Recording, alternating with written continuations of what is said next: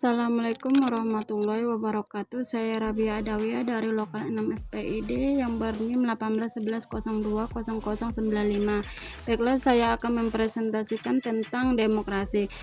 Menurut para ahli Abraham Lincoln, demokrasi adalah sistem pemerintahan yang diselenggarakan dari rakyat, oleh rakyat, dan untuk rakyat. Dan di sini demokrasi di Indonesia saat ini masih tetap menganut demokrasi Pancasila, dan demokrasi ini pelaksanaannya di Indonesia dengan menganut setiap nilai yang ada di dalam Pancasila seperti religius, gotong royong, keadilan rakyat dan kemanusiaan, dan persatuan yang diharapkan akan menjadikan Indonesia sebagai negara yang maju. Demokrasi merupakan suatu bentuk pemerintahan politik yang kekuasaan pemerintahannya berasal dari rakyat baik secara langsung ataupun melalui perwakilan. Jadi maksud dari demokrasi yang saya maksud ini adalah suatu proses pemungutan suara yang dimana semua warga negaranya mempunyai hak dan nilai yang sama untuk memilih pemimpinnya agar negaranya dapat dipimpin atau berjalan dengan baik. Contohnya saja, banyak pemimpin dan politisi seringkali mempunyai kewajibannya untuk memimpin negara dengan baik, memakmurkan rakyatnya. Mereka lebih mementingkan dirinya sendiri akan kekuasaan dan keserakaan yang diakhiri membuat mereka nekat untuk menjadi seorang koruptor. Akibatnya banyak nasib rakyat yang harus dikorbankan, dan dari rakyat miskin menjadi semakin miskin, dan pejabat kaya yang semakin berlimpah hartanya. Dengan ketidakadilan dan ketidaktegasan seperti ini dari pemerintah, membuat rakyat bertindak sendiri dengan berdemonstrasi, menuntut keadilan, dan berbuat onar dengan bertindak kekerasan dan merusak fasilitas umum karena rasa kekecewaan terhadap pemimpinnya.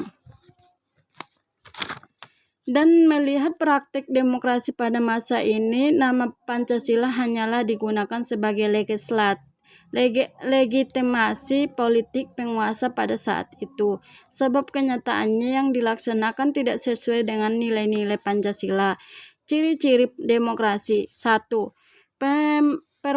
Perwakilan rakyat. Maksudnya ini memiliki lembaga legislatif bernama Dewan Perwakilan Rakyat yang disebut DPR, yang telah dipimpin melalui pemilihan umum sehingga urusan negara dan kekuasaan dan kedaulatan rakyat kemudian diwakilkan melalui anggota DPR ini.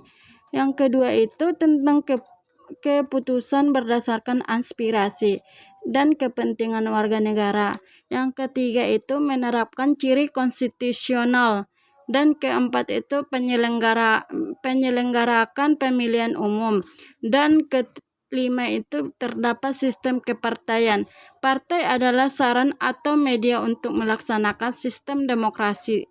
Tujuannya tentu saja dengan pemerintahan dapat mewujudkan keinginan rakyat. Dan tujuan demokrasi secara umum menurut saya itu tentang 1. Kebebasan berpendapat. Yang kedua itu menciptakan keamanan dan ketertiban. Yang ketiga itu tentang mendorongnya aktif dalam pemerintahan.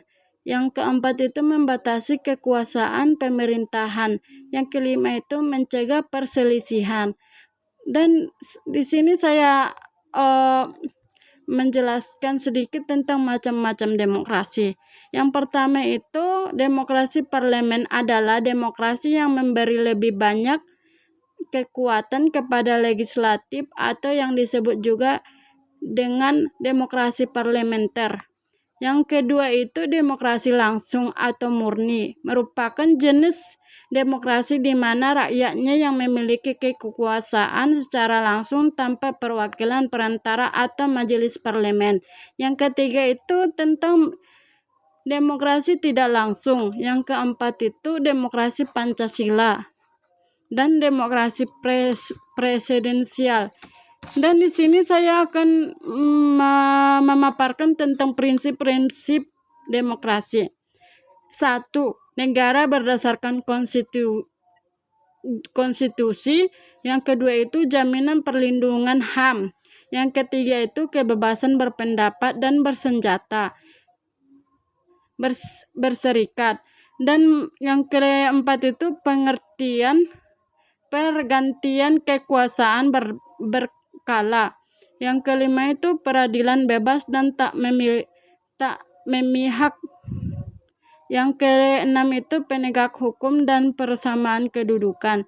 Yang ketujuh itu jaminan kebebasan pers. Contoh demokrasi di lingkungan keluarga. 1. Contohnya berlaku adil terhadap seluruh anggota keluarga. Di sini pun saya akan menjelaskan contohnya tentang di keluarga saya. Setiap anggota keluarga saya bebas mengeluarkan pendapatnya masing-masing. Dan saya di sini sedikit saya juga menjelaskan contoh di keluarga saya mengatasi masalah keluarga dengan bermusyawarah.